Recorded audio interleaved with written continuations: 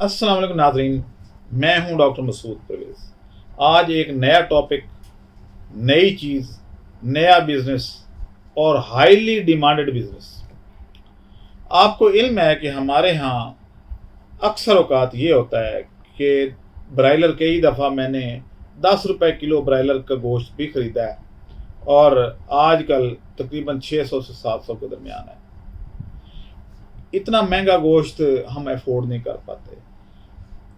आप यकीन करें कि अभी 4-5 माह बाद ये गोश्त दोबारा सस्ता होगा, लेकिन उस वक्त हम इसको ज़ाया कर देते हैं या नहीं खरीदते और बाद में हम इसको तरसते हैं। एक रोज़ा ट्रेनिंग का ऐलान। तारीख 6 सितंबर 2025, सुबह 11 से 1 बजे तक सोयाबीन मिल्क, 2 बजे से 4 बजे तक पीनट बटर और तीसरी ट्रेनिंग सब्जियों और फलों को खुश्क करने का तरीका। खूबसूरत रहाइश माउंटेन वीवो।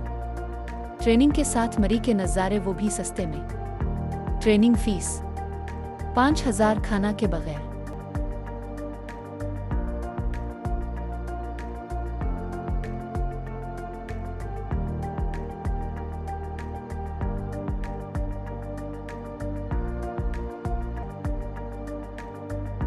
तो आज का जो बिजनेस है इसी टॉपिक पे है। दूसरा, ये एक नई चीज़ है। आपको पता है कि कई दफ़ा चिकन का कीमा करवाना लोग पसंद करते हैं, उसके शामी बनाना पसंद करते हैं, उसको मुख्तलिफ डिशेस में डालना पसंद करते हैं। तो ऐसी सूरत में हमें बहुत प्रॉब्लम होती है कि कौन उसका कीमा करवा के ले आए, कौन उसकी हड्डियाँ अलहदा करवाए। ये सारा कुछ हमें फेस करना पड़ता है। लेकिन एक तरीका ऐसा है जिससे आप इस गोश्त को 2 साल तक महफूज रख सकते हैं। वो क्या तरीका है? वो है हमारा डिहाइड्रेटर। आप इसके स्लाइस बना के, चिकन स्लाइस या मीट स्लाइस, इसमें मटन भी हो सकता है, इसमें बीफ भी रख सकते हैं। अब कुर्बानी का गोश्त जब आप फ्रिज में रखते हैं तो क्या होता है, उसमें बैक्टीरिया ग्रो करते रहते हैं और आप उसको ज़्यादा देर फ्रिज में भी फ्रीज़ करके भी नहीं रख सकते, क्योंकि वो आपकी सेहत के लिए मुज़र सेहत हो जाता है। अब दूसरा तरीका क्या है जिसमें फ्रिज का ख़र्चा भी ना हो, और मज़े की बात यह है कि हम ये समझते हैं कि गोश्त को हमने फ्रीज़र में रखा हुआ है तो ये हमें फ्री पड़ रहा है। हालांकि अगर उसकी कैलकुलेशन करें कि जितनी देर फ्रिज चल के उसको फ्रीजिंग टेम्परेचर पर रखती है तो बिजली खर्च हो रही होती है। बिजली का यूनिट जो है वो 50 रुपये से ऊपर है। तो आपका वो गोश्त आपको ताज़ा गोश्त से भी महंगा पड़ रहा होता है, चाहे गोश्त आपका कुर्बानी का ही हो, यानी आपका फ्री का भी गोश्त हो, तो भी वो महंगा पड़ रहा होता है। तो आज जो बिज़नेस मैं लेके आया हूँ वो ये है कि आप मीट स्लाइसेस करें।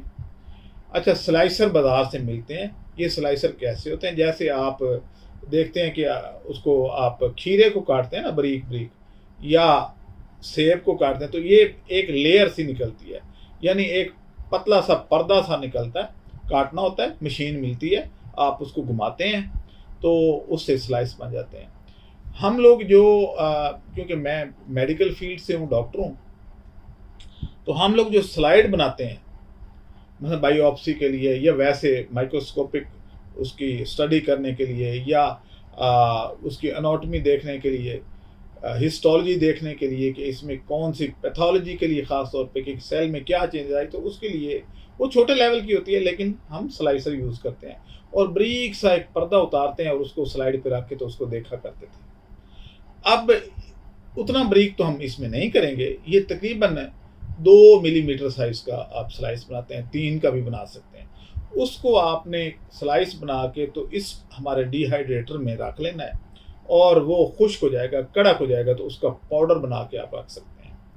अगर पाउडर ना बनाएं तो ये एज इट इज़ भी रीहाइड्रेट, यानी दोबारा इसको ताज़ा किया जा सकता है। लेकिन इस तरीके से इस पे बिजली का खर्चा नहीं होता।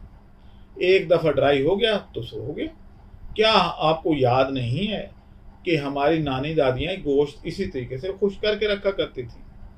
तो अब उस वक्त वो ये होता था कि उसमें फिर भी चांसेस होते उसके ऊपर नमक लगाना पड़ता था, क्योंकि उसके ऊपर कीड़े मकोड़े मक्खियाँ अगर बैठ भी जाएं तो वो साल्ट जो है उनको ग्रो नहीं होने देता था और उसके लार्वा जो है वो फौरन डेड हो जाते थे। अब वो दौर तो ख़त्म हो गया, क्योंकि उसमें लार्वा के अंडे भी हम खा ही जाते थे। ज़ाहिर है कि वो उसके ऊपर रखा हुआ है, पैदा हुआ और वो नमक लगा हुआ है तो वो सर्वाइव ना कर पाए, बैक्टीरिया भी सर्वाइव ना कर पाया, लेकिन वो रहा तो अंदर ही ना। लेकिन ये बिल्कुल जदीद और सेफ तरीका है जो मैं आपको बता रहा हूँ। आप गोश्त के स्लाइस बनाएं तो उसके स्लाइस का पाउडर बना के आप रख लें। आपने फ़र्ज करें कोई खाना बनाया है तो उसमें आप 4 चम्मच चिकन पाउडर या मटन पाउडर या बीफ पाउडर वो डाल के, या फिश पाउडर डाल सकते हैं। क्या आपने ये चीज़ें पहले नहीं सुनी? लेकिन पाकिस्तानियों के लिए नई है। और जैसा कि आपको पता है कि मैं इस तरह की नई चीज़ें बताता हूँ, पुरानी जो मक्खी पे मक्खी नहीं मारता, खुद डिस्कवर करके कि इस चीज़ की ज़रूरत है उस चीज़ को प्रमोट करता हूँ। तो चिकन पाउडर जो है, फ़र्ज़ करें कि आपने शामी बनाने हैं तो आप फ़र्ज़ करें दाल, चने की दाल और उसमें चिकन मिला के तो आप बड़ा टेस्टी बनता है। आपने कोई ग्रेवी वाला सालन भी बनाना है तो आप उसमें 2-4 चम्मच चिकन पाउडर डाल दें तो उसका वो बन जाएगा। इसी तरीके से मुख्तलिफ डिशेस बनती हैं, बहुत मज़ेदार। सूप बनाना तो उसमें डाल सकते हैं। तो इस तरीके से आप चिकन को, मटन को, बीफ को इसी डिहाइड्रेटर में, जो कि आपको हम दिखाते रहते हैं और ये एक अच्छी साइंटिफिक डेवलपमेंट है, आप इस तरीके से उसको खुश करके साल महफूज कर सकते हैं।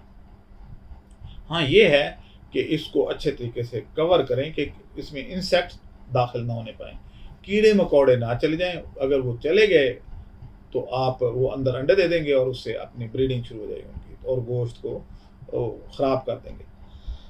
तो आज का टॉपिक ये गोश्त की प्रिजर्वेशन पे था और इंशाल्लाह हम इसको प्रमोट करने वाले हैं। चिकन पाउडर की बहुत ज़्यादा डिमांड है। चिकन पाउडर आप बना के अगर रखते हैं तो आप इसको as it is powder form में जैसे मिसाले बिक रहे हैं वैसे भी बेच सकते हैं और मिसाला बनाने वाली कंपनियां भी आपसे ले लेती हैं। तो चिकन, मटन, बीफ, फिश और श्रिम्प ये पाउडर पहले से हाईली डिमांडेड है। तो आप इस तरीके से ये कर सकते हैं। पाकिस्तान में ये बिज़नेस कोई भी नहीं कर रहा। अगर कोई कर रहा है तो मेरे इल्म में नहीं है और वो ज़्यादातर लोग इंपोर्ट करते हैं। तो आप इस तरीके से ये काम कर सकते हैं और अच्छा इनकम जनरेट कर सकते हैं। आप अच्छी इनकम ना सिर्फ जनरेट करते हैं बल्कि आपको कंपटीशन भी नहीं फेस करना पड़ता, क्योंकि ये हाईली डिमांडेड चीज़ें हैं। पिज़्ज़ा में इस्तेमाल होते हैं, यानी बेशुमार चीज़ें। अब तो मैं खैर फास्ट फूड के बारे में ज़्यादा नहीं जानता कि क्या क्या डलता है, लेकिन बहुत ज़बरदस्त बिजनेस है। मैं आपको गारंटी करता हूँ कि ये थोड़ी सी मेहनत से ये आपको लाखों नहीं करोड़ोंपति बना सकता है। करके तो देखें, मेरे कहने पे। इजाज़त दें। अल्लाह।